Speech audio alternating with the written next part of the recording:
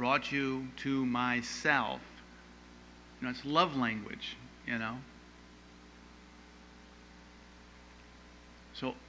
So this is right in front of them. And I'm just wondering what the private conversations were, or what they were sitting around having dinner and they're talking, and what's the focus of their conversations, And somehow, some way, they get to this place. And it's just really amazing. But it is the natural human heart that we all have. We share a corporateness with these folks. In other words, but for the grace of God, go I, right?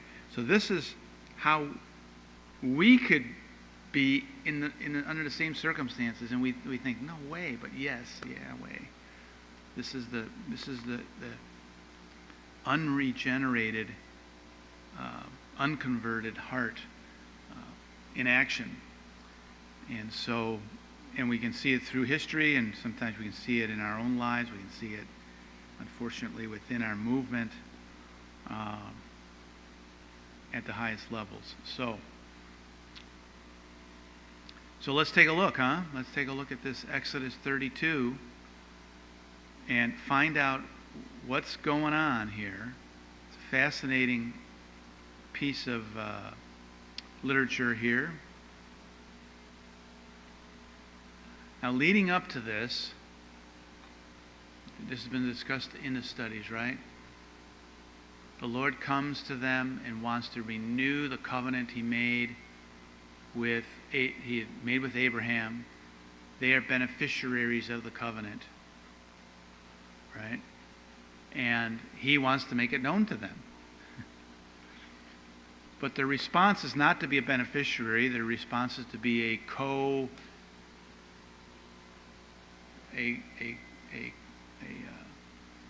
co-participant in the covenant. In other words, I give you $10,000, you give me your car. A contractual experience with God. Equal footing, You've got a car, but I got 10 grand, right? We're equal. And so they enter into this contract instead of this covenant. Instead of being beneficiaries, they become like, well, we're going to participate. We are going to contribute all that the Lord has said we're going to do. Where, of course, only the Lord can do what He says, which is why He said why He has said over and over again, I will abide in you, and you and I, and we will, and I will do wonders through you, and I will dwell in you. And even Jesus said, the works that I do are not I'm not doing the works. I do whatever my Father tells me to do, or whatever He shows me. In other words, it's the works of the Father in me coming through. Of my own self, I do nothing. And that's the same with you. So this is what Jesus was teaching, and He was sharing this with them, and they were just kind of like, no. So, and then they have this. God invites the 70 elders. Is it 70? I think it's 70. Up for a chat, Let's meet. Let's have dinner. He prepares a banquet for them. Can you imagine? You come up on a mountain, there's no food. There's nothing up there. And there's this banquet laid out for you, prepared by the God of heaven, so that He may sit and dine and dwell, and hang out. And so they experienced this. But here we go. And because they decided that they're going to make a vain promise that they can't possibly keep, they're going to fail. And as they fail to focus, they become self-focused. And pretty soon they end up here on chapter 32, where they cannot handle that Moses has been gone. He must be dead. God maybe killed him. So here we go. Anybody want to read the first 6 verses there? Exodus 32.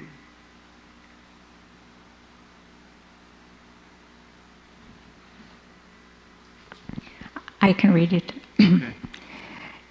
And when the people saw that Moses delayed to come down out of the mount, the people gathered themselves together unto Aaron and said unto him, Up, make us gods which shall go before us. For as for this Moses, the man that brought us up out of the land of Egypt, we wot not what is become of him. And Aaron said unto them, Break off the golden earrings which are in the ears of your wives, of your sons, and of your daughters, and bring them unto me. And all the people brake off the golden earrings which were in their ears, and brought them unto Aaron. And he received them at their hand, and fashioned it with a graving tool, after he had made it a molten calf. And they said, These be thy gods, O Israel, which brought thee up out of the land of Egypt. And when Aaron saw it, he built an altar before it, and Aaron made proclamation and said, Tomorrow is a feast to the Lord. And they rose up early on the morning and offered burnt offerings and brought peace offerings, and the people sat down to eat and to drink and rose up to play. All right. Wow. You Wow. can spend a whole week just on this, right? Now the lesson is pretty tough. Sunday is failed leadership. Pretty tough on Aaron, and rightfully so. I just want to know, where are these 70 elders who came and saw the Lord and had that dinner with him? What's going on here? You know,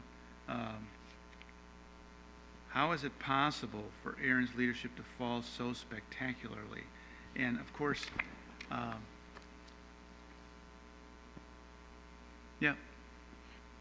When the people had answered the covenant proclamation from the Lord, it's almost as though they were saying, Lord, don't worry about it, we'll take care of it, kind of thing. All that you have said we will do. It kind of sounds like they're excluding God almost from having any part of it. Or maybe it's just my imagination. It's like, you keep your distance, we'll take care of it kind of attitude. So then Aaron comes along and he kind of supports that idea a little bit by going ahead and doing this thing, because they're in a frenzy and they want action and they want to participate and do something because they're looking for another God to follow, I guess. I don't know the answers, but things rock around in my brain, and I just wonder.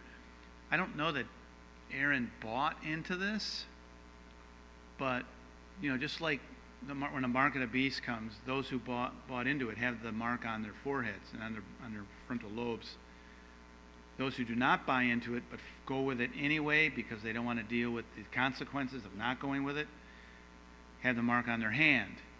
Not literally, of course, but their actions go along with the thinking of the beast, right?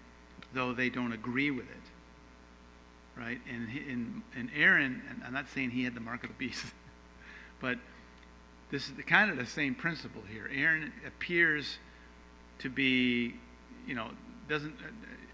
I don't think he buys into this, but he's going along with it, and obviously he's somewhat intimidated. And I just want to know, where are these 70 guys to make a stand? Now, maybe they did. And, the loudest voices, that you can be way in the minority, as we know. But you have the loudest voice, and you can, move things in a direction, and often not in a good one.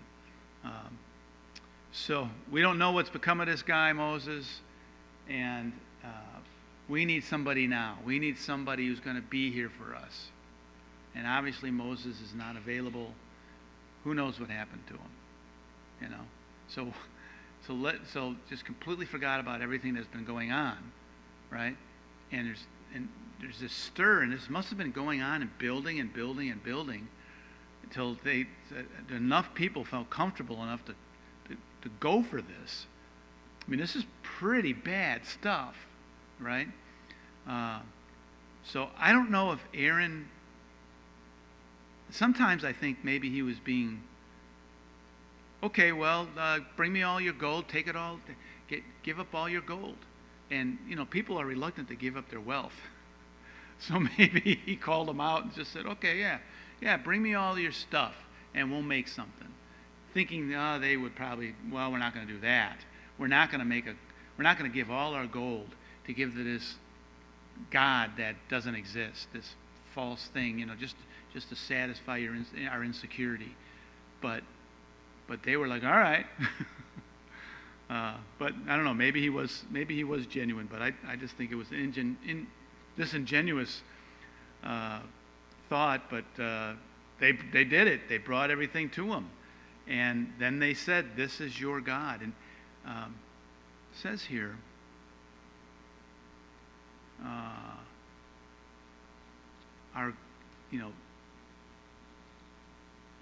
Okay, where is it? I've just looked at it. Anyway, this will be our gods. Make us gods.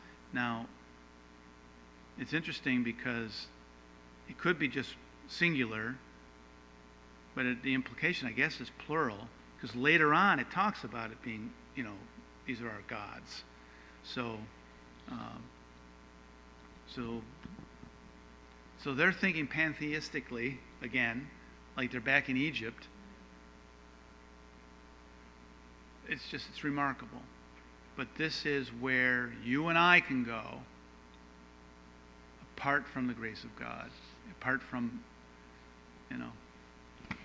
I think that Aaron was just so intimidated, but if you think about it, it's kind of like a mob, mindset of a mob.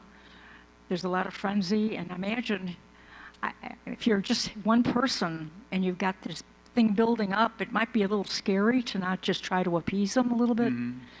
And, maybe that was the first thought he had with all the gold and all. And he wasn't the main guy. He knew that Moses was the real leader, and gee, where's Moses at? He's gone a long time. So Yeah. maybe Aaron was kind of worried too. Yeah, probably. And he went into self-preservation mode, and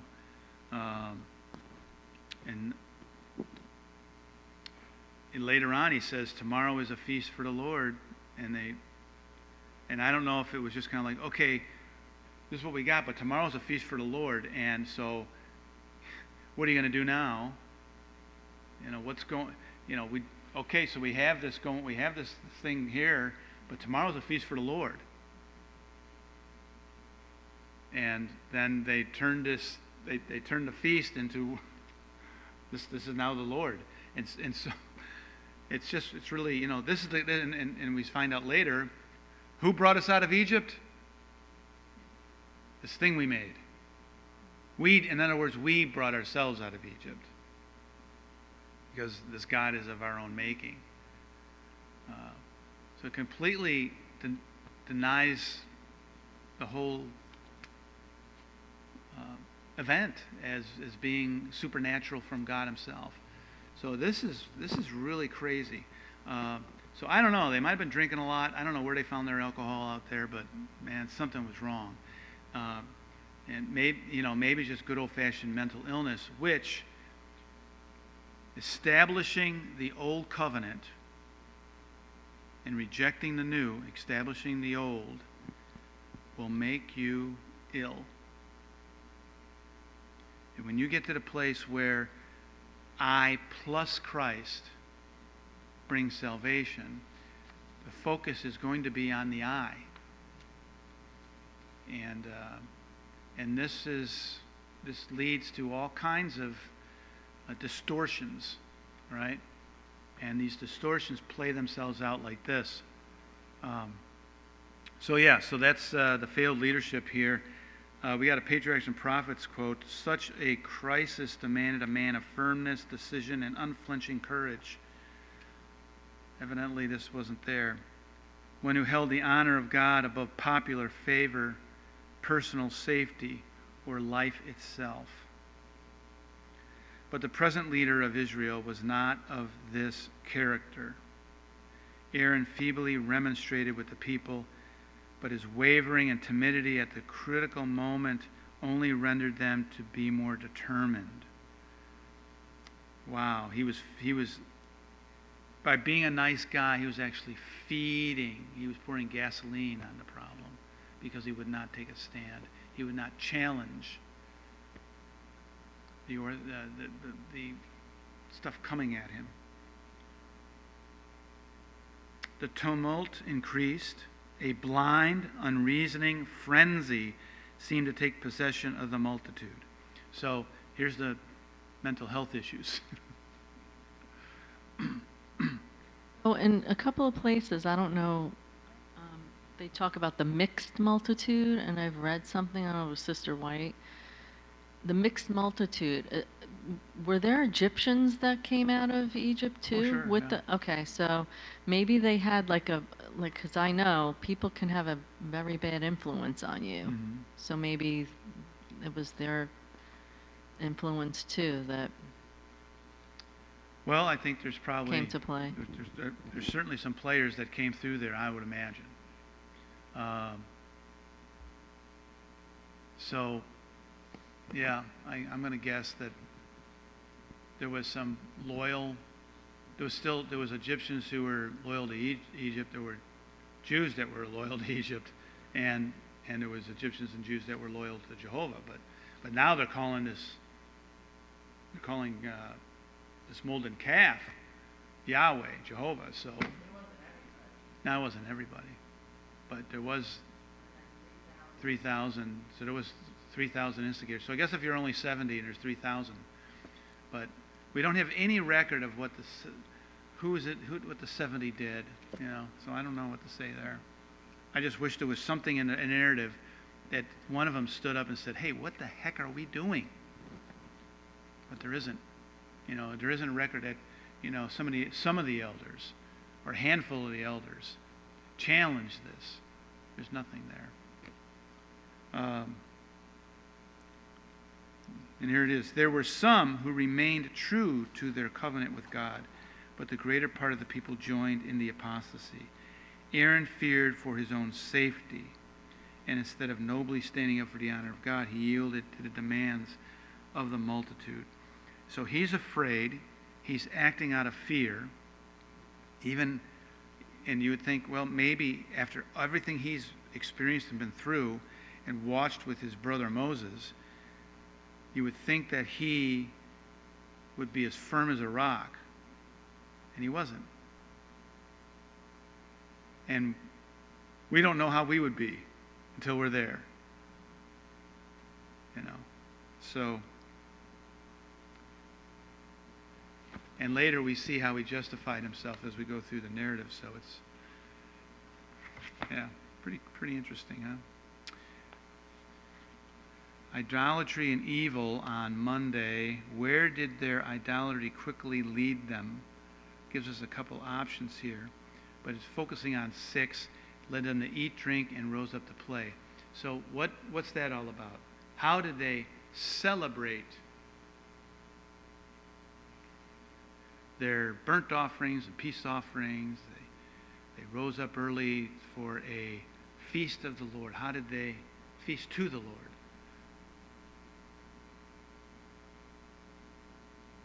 Well, they got up early. I don't know, maybe it was a Sabbath. I don't know maybe it was or something.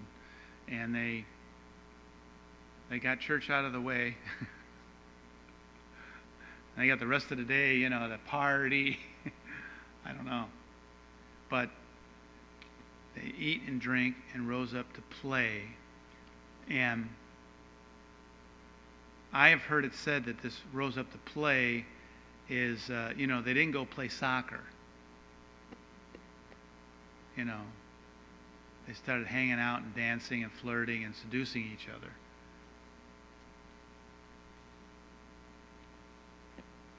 So you can decide in your own imagination where that led.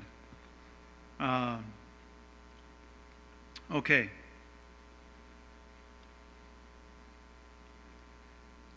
Any thoughts on that?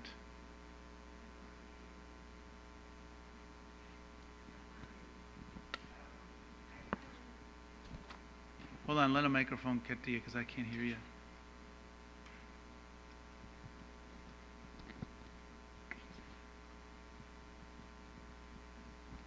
The last comment on page from Friday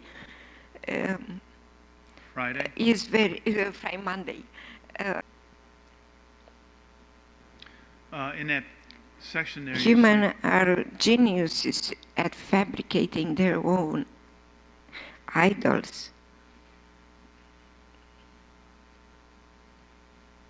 We create our idols and follow them automatically. yes. The quote that your ad play says, an imitation of the idolatrous feast of Egypt was their party. So what they did was they took Yeah. the cultural. This is how we feast in Egypt, and they took that and they said, okay, now it's a feast to the Lord. So, and we've done the same thing. Yeah, but you know what, history. Mike? They were majority, like maybe 90% of them, they were slaves in Egypt. And I think they party like they saw the rich people in Egypt. Oh, now we are free here. We can party like those in Egypt. You know, I think Yeah, that was their mind. It's like party, having another gods, and wow, now we are free to do whatever. I think that was their ideology.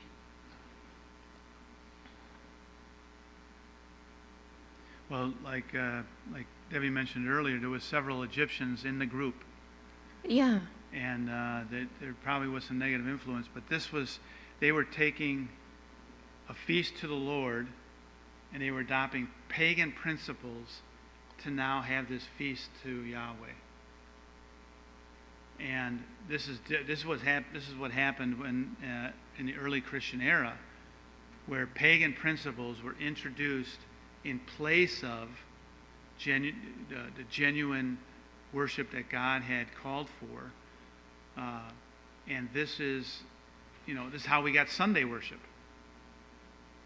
Sunday worship came from that, along with a host of other things, right? So pagan rituals and customs and partying came in and became part of the worship of Christ. And this has been going on and been, it's just been recycled over and over, generation to generation. Satan continues to use the same blueprint. God is enlarging and expanding, and of course He is. The enemy is too. So humans are geniuses at fabricating their own idols, you said, and we've got them in our lives now, and I think it kind of talks about that as we continue on. There's a section here, Romans 1, 22 to 25. In what ways does the golden calf apostasy reflect what is written in Romans 1? Now this gets people in trouble.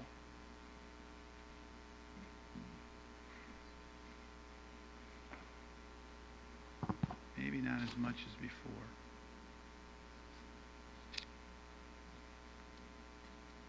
Romans chapter 1, verses 22 to 27. Professing themselves to be wise, they became fools. And this is the human condition.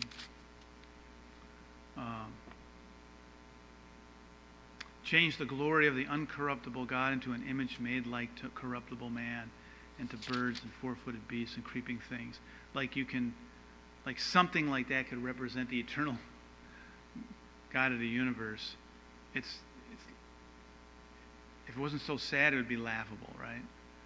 Whereas also they gave themselves up to uncleanness through the lusts of their own hearts, to dishonor their own bodies between themselves. You know where this is going, right? They changed the truth of God into into the lie. The lie about who? The lie about who God is. They changed the truth of who God is into the lie of who God is. If they held on to the truth of who God is, which is what the great controversy is all about, there's no way they could have done any of this. But when you exchange the truth of character of God for a lie about the character of God, now he becomes more like you and me, right?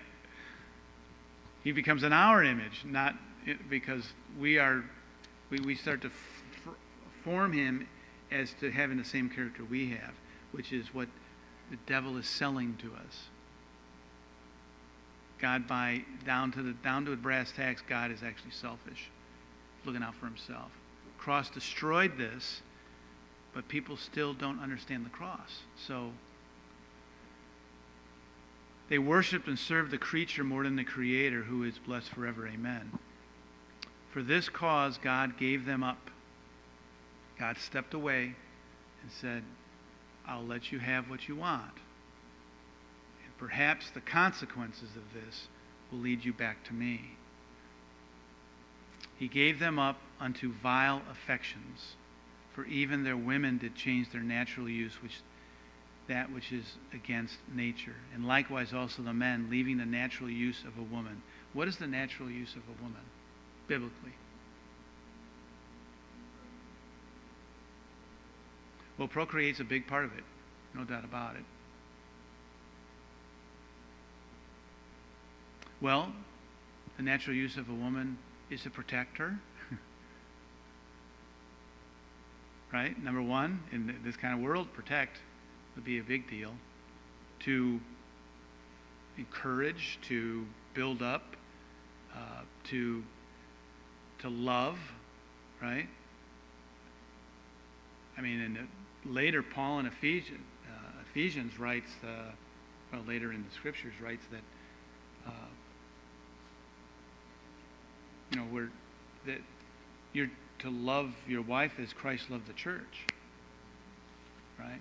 So to give your life, that's the natural use of a woman, someone you give your life for. And the men left that.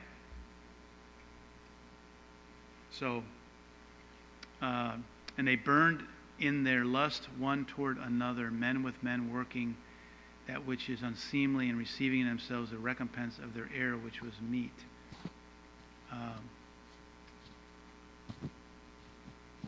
So the New King James puts it, which was due. This is the natural result. These are they're getting the natural consequences of their choices. It doesn't mean that they're going to be lost, because there's always forgiveness, there's always cleansing. But this is how it is. This is what happens when we turn our back on God. We lose our compass is messed up, right? So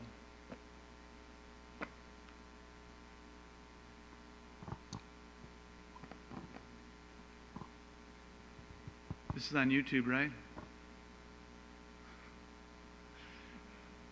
I have to watch out what they'll do with that. But this is just what the scripture is saying. It's not my opinion. My opinion is meaningless. So Tuesday, we get to corrupting themselves. So we're climbing down the chapter.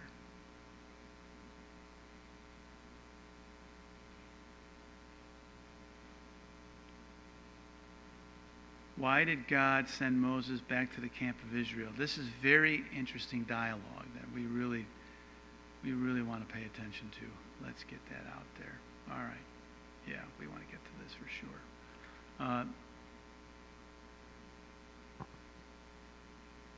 So, people rose up to play. So they're playing. And the Lord said to Moses, "Go, get thee down, for thy people which you brought out of Egypt." Let me get to the New King James. This keeps defaulting.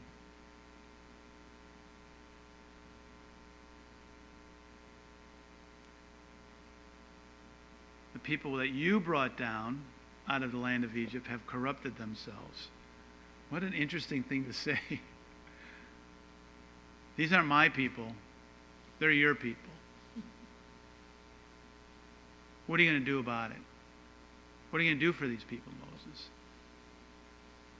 And I don't think God's having a temper tantrum. I think he's putting Moses in a place to help him see something and understand something. To test him, as it were. He put him out there, 2 minutes to go, down by 4, run the offense, And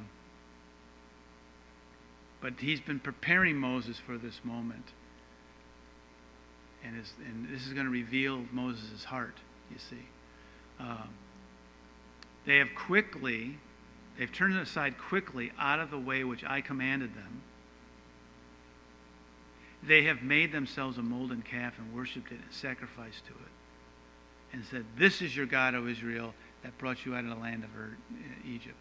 Now, can you imagine the horror that Moses is experiencing at hearing this? What? I know they're a bunch of knuckleheads, but please, they're not doing that. Please say that that's true.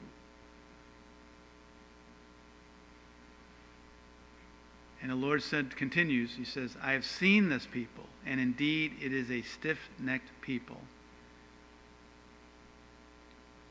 And stubborn, I think, is the word. Right? "Now, therefore, let me alone, that my wrath may burn hot against them, and I may consume them," destroy them, "and I will make of you a great nation." So, this is the proposal that God makes to Moses, right? And what does Moses say?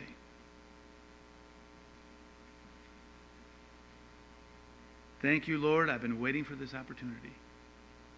No. He says, okay,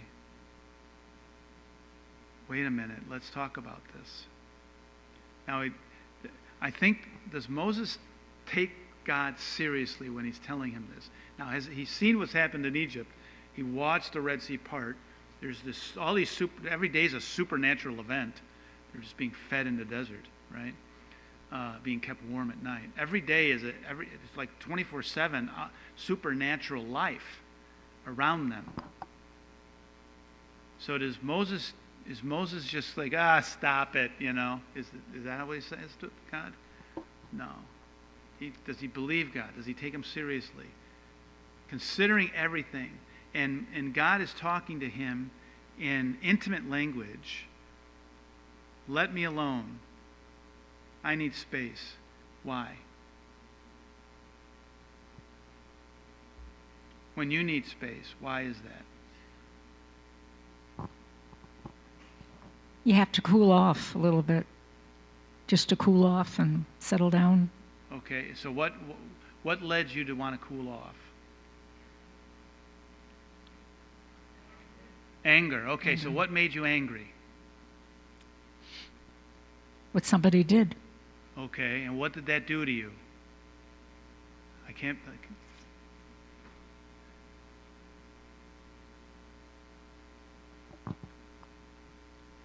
I think you see anger because you had hoped for something better from this person or something. Okay, what did it do? What did it do to you? It disappointed you. Okay, What led to you being disappointed? What did it do to you? Come on. To God. Say it again, please. Say it again. Say it again. Rebellion to God. Not Disobedient to God. Okay. What does that do to God when you're disobedient? They didn't believe him. They didn't believe who he was. Okay, so what did that do to God that they didn't believe him? Broke his heart, I guess. Broke his heart. It hurt. It hurt.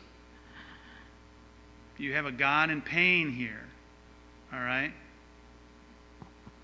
So, leave me alone, that my wrath may burn hot against them. I am hurt. This is what he's communicating to Moses.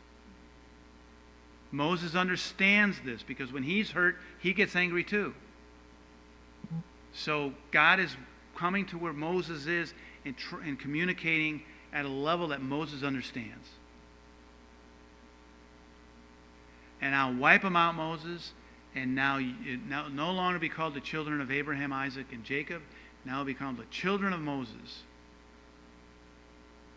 And that is like guaranteed salvation because, and we'll just have to throw all that other stuff out of here. And Moses doesn't take the bait. Because Moses is now entering into God's feelings. He's not self-focused. He's in a new covenant mindset, not an old covenant. So how does Moses respond?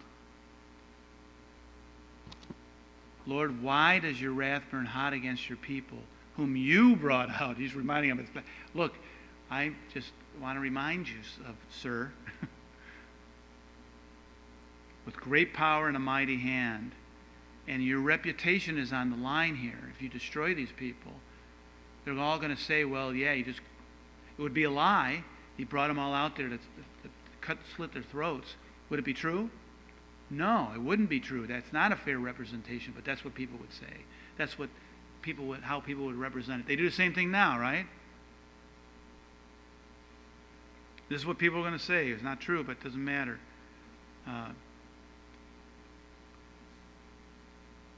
So here is Moses counseling Yahweh, turn away your fierce wrath and relent from the harm to your people. Wow. This is pretty heavy because this is, you think Moses has been wrestling himself? Has he been disappointed and hurt and angry with these people? Has he been struggling with this? And now he is counseling God how to manage it, which basically means he's counseling himself. He's growing. The greatest way to learn something is to teach it.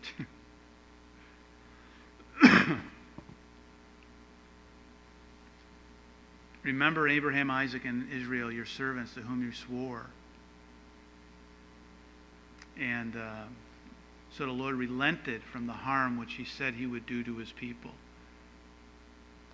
So God just kind of steps back, right? All right. Now, so that's the context, right? And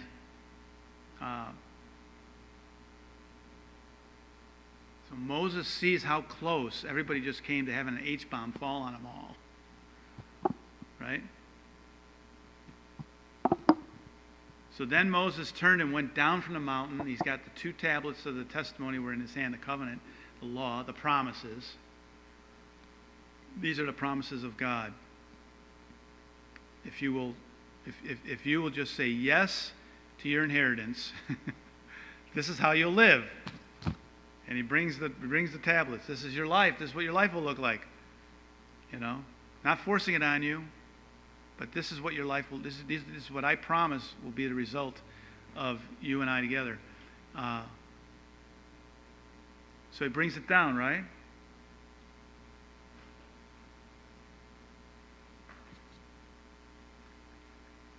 Verse 16 says, the tablets were the work of God, the writing was the writing of God engraved with his fingers.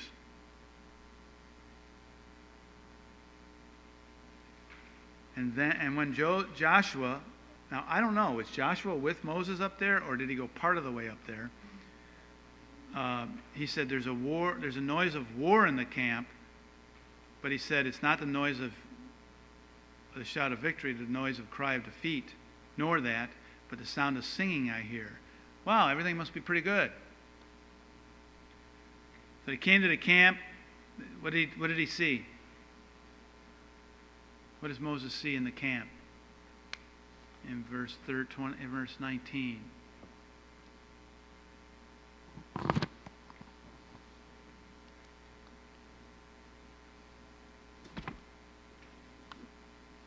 He sees the calf and the people dancing, and how did Moses respond?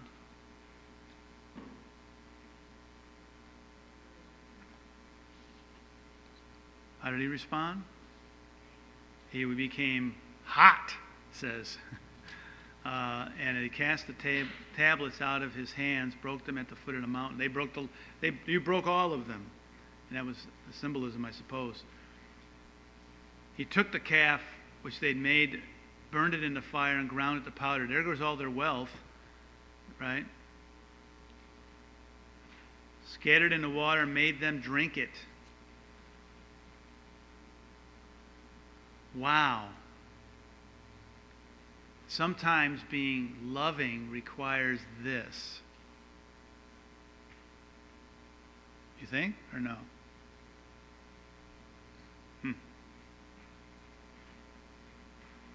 Isn't this the guy that just told God, hey, wait a minute.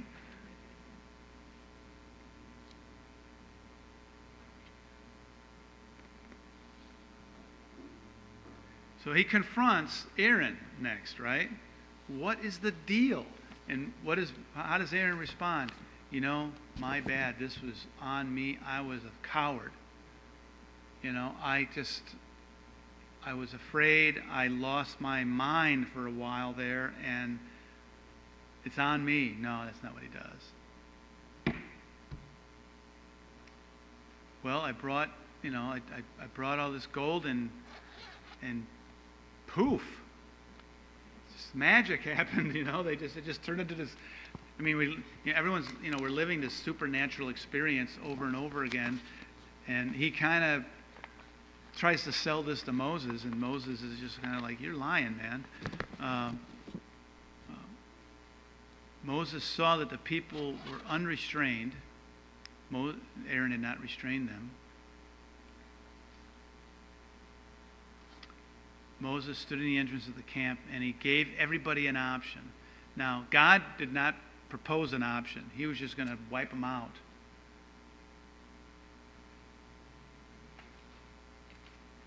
But Moses was an intercessor, and now he gives everybody a choice, just like Jesus gives us a choice. You want to walk in the new covenant, or do you want to hold on to this death, this ministry of death, the old covenant?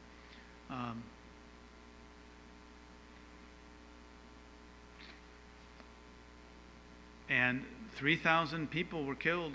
3,000 men were killed who would not, who even under those circumstances would not back off. They had invested in this calf business. They're not going to admit that they're wrong.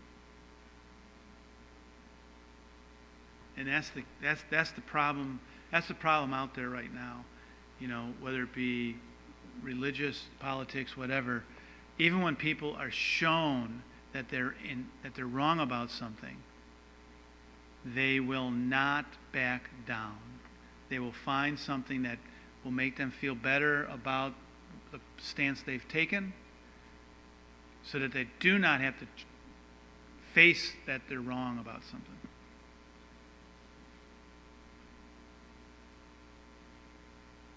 And that is the natural human heart in play.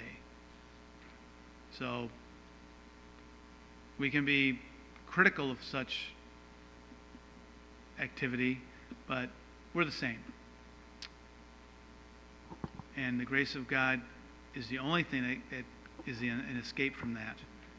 You know, the people that end up are lost hold on to their sin. God is going to destroy sin, and they hold on to it. So anything holding on to something that's going to be destroyed is going to be destroyed along with it. And God is like, get separated from it. Get away. It's going away. Get away from it because it's going away. And people refuse to do it, and that's how they're lost, right?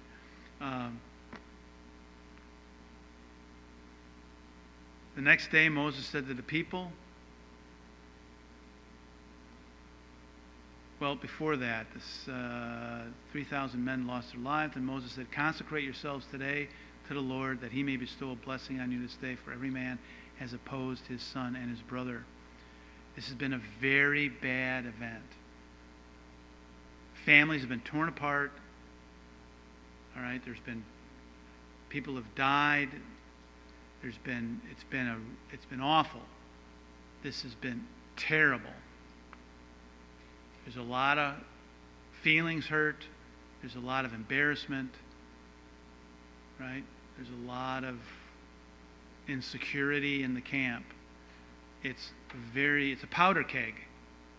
Okay?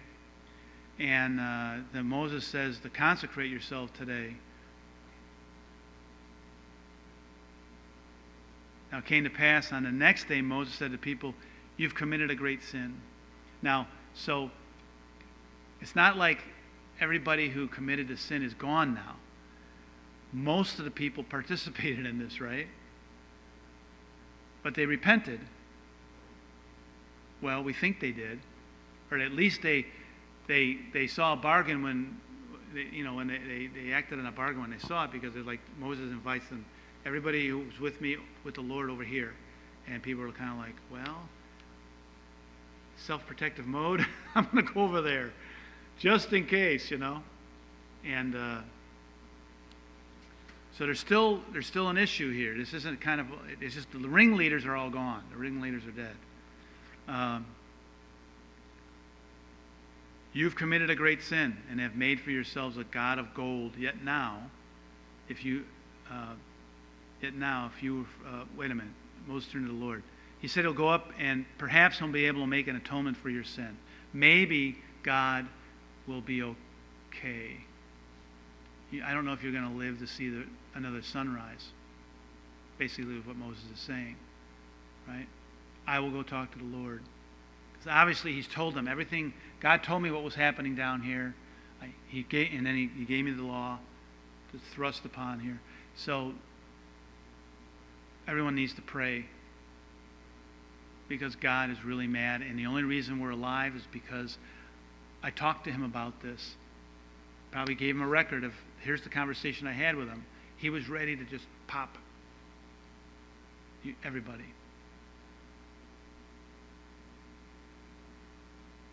So pretty serious, right?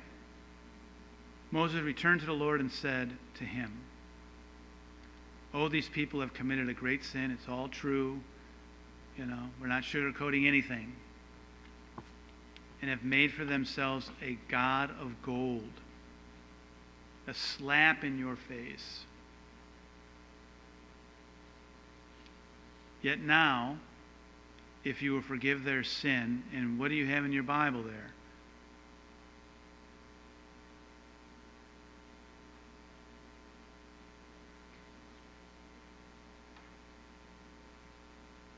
Now, if you have a King James, you have a dash, which means there's a pause. I remember Elder Whelan brought this out too. It's the only dash in the Bible, he said. I am on verse 31. 32.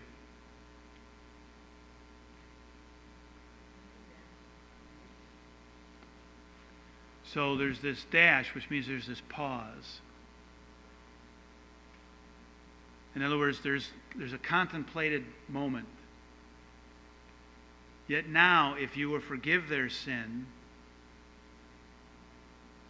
and now Moses thinks about things for a while. There's a pause. And Elder Whelan would say, and Moses wept, just weeping, because he knows how bad, God told him what was happening down there. Now he went down and saw it. And he knows how bad it is. And he comes back up. And he's kind of like, it's true. Everything you said is true. They did everything you said, and it's a whole lot worse. My eyes have seen it. If you'll forgive their sin, and he knows that they don't deserve to be forgiven. And God is just holding back things. He's ready to just pounce and destroy them all.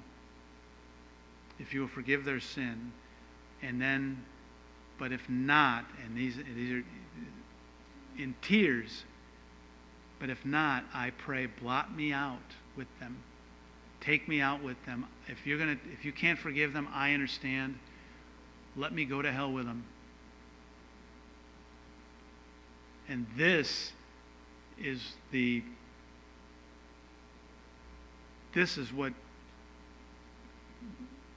the universe celebrated. There is a man walking the face of the earth who is like our God, who would rather go to hell than have them be without him. And they're not a nice group of people. So it was a reflection of Christ. So big, So it talks about, what are some of our, what does it say here? Some of our idols these days. I think the biggest idol we deal with, well, what do you think? What do you think the biggest idol is that we deal with? Self.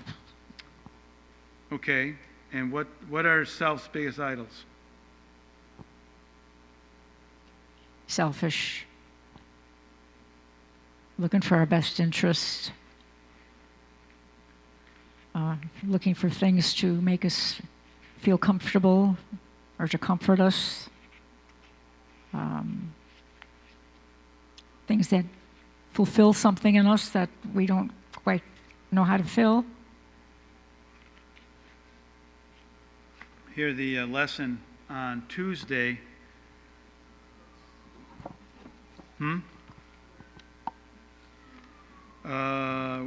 What we substitute for Christ may have different appearances.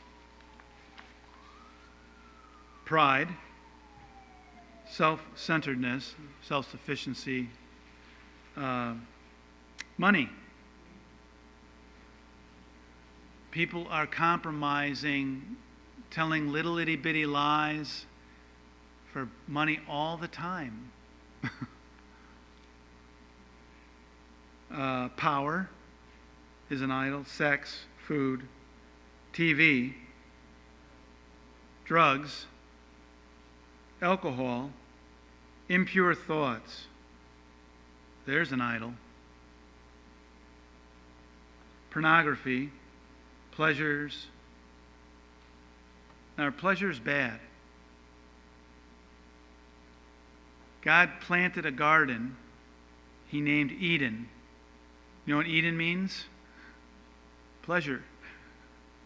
Pleasure's not bad. But when pleasure becomes your idol,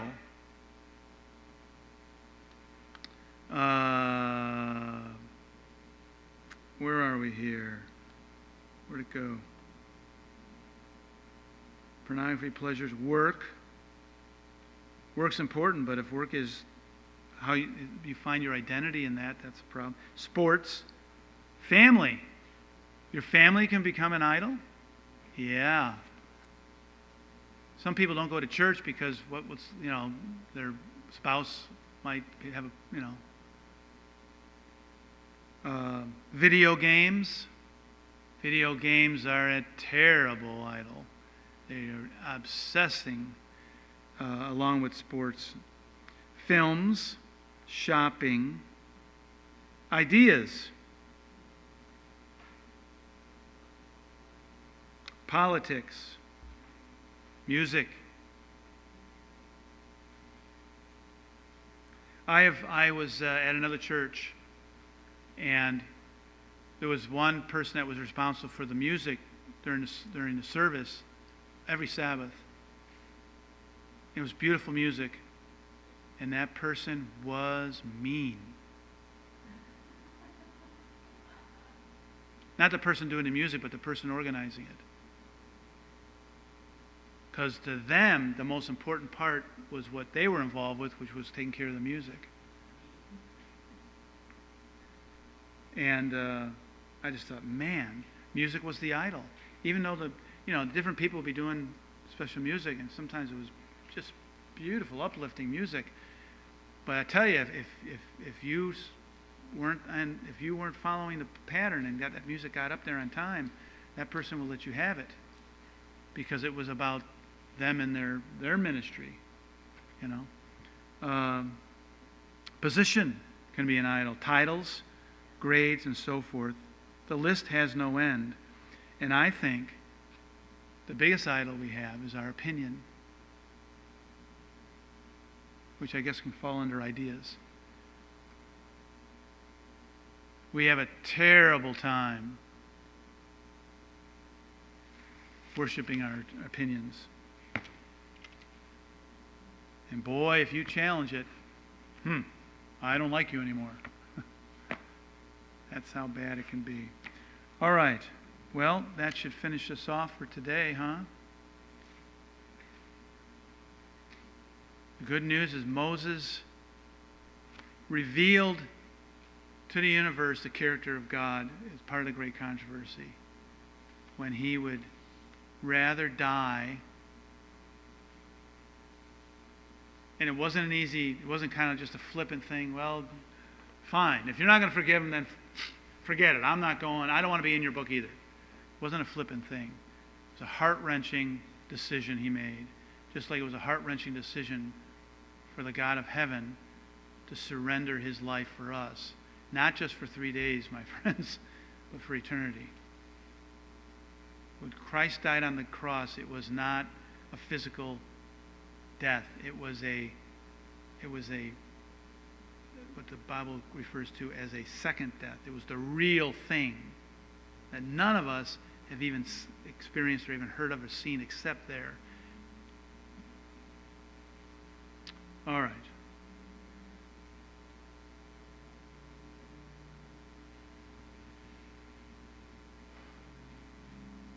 You can read the rest of this here. Who wants to close us with a prayer? Anybody?